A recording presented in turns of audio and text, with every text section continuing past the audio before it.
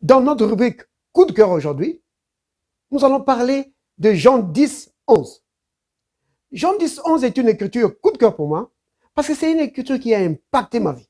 Et je vais vous expliquer pourquoi et comment.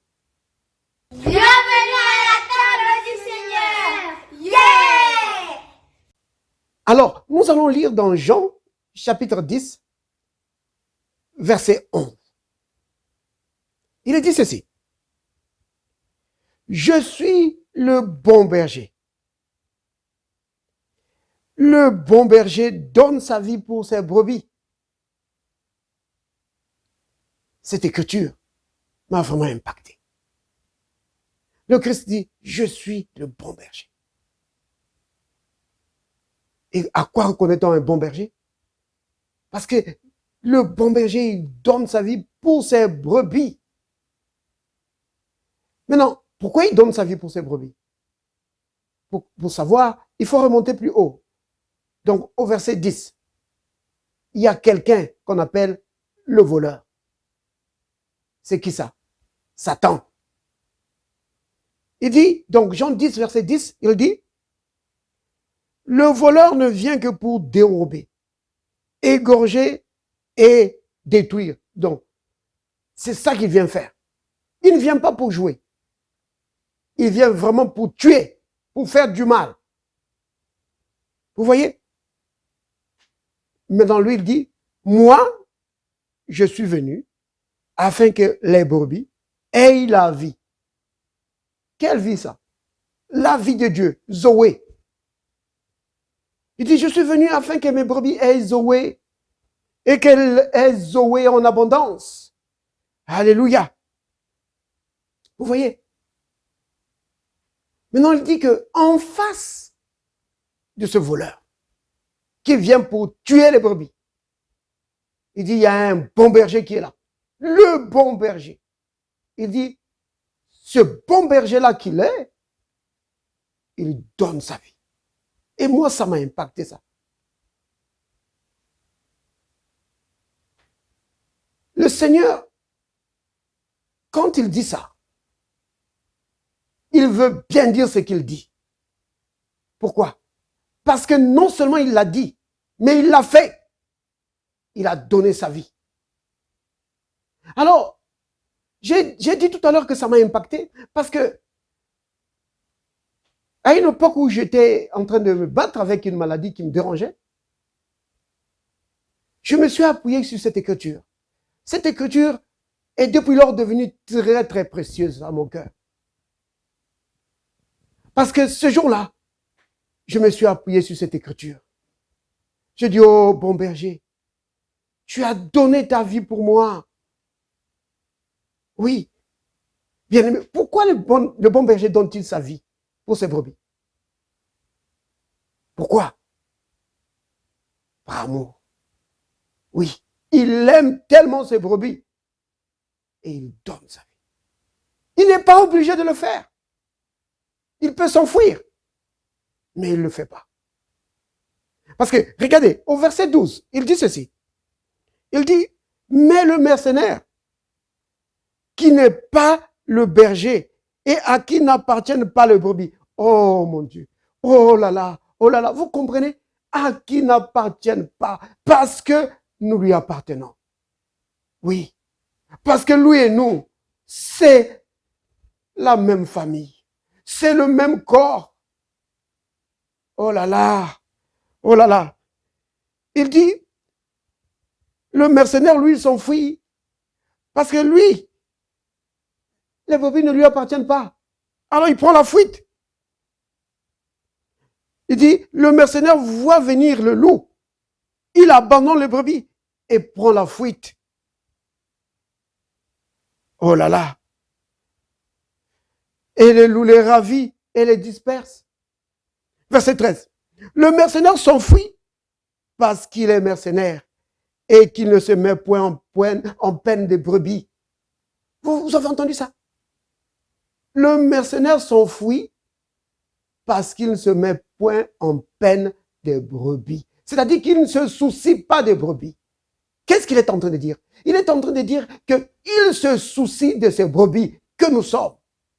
Oh, alors, cette écriture m'a tellement touché. Alors, devant la maladie, j'ai dit, maladie, tu n'as pas de place dans ma vie. Parce que le bon berger a pris ma maladie sur lui. Tu n'as pas le droit de rester dans mon corps. Je brise ton pouvoir dans ma vie au nom de Jésus. Tu dégages.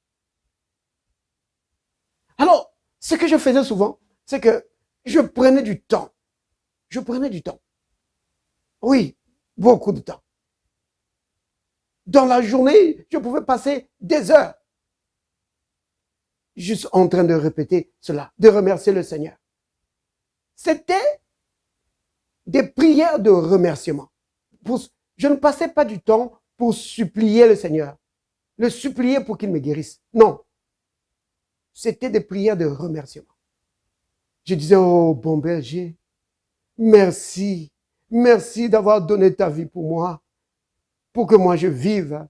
Merci d'avoir donné ta vie pour moi, pour que moi je sois épargné de la maladie et de toute attaque de l'ennemi.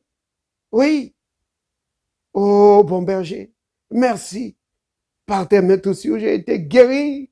Oh bon berger, merci. Je suis tellement reconnaissant que tu aies donné ta vie pour moi. Tu n'étais pas obligé de le faire. Oh mon Seigneur, tu l'as fait pour moi alors que je ne t'ai même pas encore né. Tu savais que je viendrais. Et tu as pris tout ce qui devait me déranger, tout ce qui devait détruire ma vie. Tu as pris ça sur toi, mon Seigneur. Quelle grâce, quel amour, mon Seigneur.